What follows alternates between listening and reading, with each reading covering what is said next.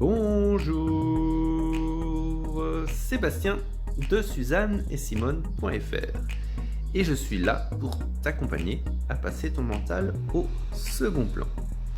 Aujourd'hui, j'évoque avec toi la question de la sempiternelle répétition. L'idée de cette répétition, en nous servant d'un exemple, c'est tu veux réussir un gâteau, tu le fais d'une certaine façon et le résultat te convient pas. Si la fois d'après, tu recommences de la même façon, le résultat sera le même. C'est la sempiternelle répétition. Côté physique ou matériel, on arrive à facilement comprendre ça et à faire une action pour éviter cette sempiternelle répétition. Exemple, vous voulez poser un objet sur un meuble d'une certaine façon. Si vous le posez une première fois que l'objet y tombe, vous allez peut-être réessayer strictement de la même façon une deuxième fois, mais bon, au bout de 2 fois, vous allez vous dire, il faut que je fasse autrement. Soit je bouge le meuble, soit je bouge l'objet, soit je trouve un support différent. Donc vous allez éviter la sempiternelle répétition. Côté mental, c'est un peu plus... pas compliqué, mais il y a... C'est pas que c'est compliqué, c'est qu'on le voit pas.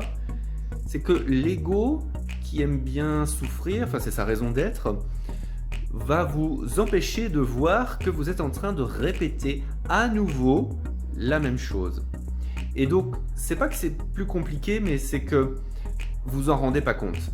Jusqu'au jour où vous vous dites non, mais ça recommence de la même façon, je ne suis plus d'accord avec ça, il faut que je fasse autrement, de la même façon que j'ai changé ma recette pour avoir un gâteau qui me convient mieux.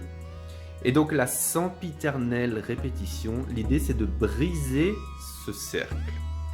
Exemple, si tous les dimanches soirs, parce que votre semaine va recommencer, votre semaine de travail va recommencer le lundi, si tous les dimanches soirs vous ressentez une tristesse par exemple, est-ce que ça vous convient?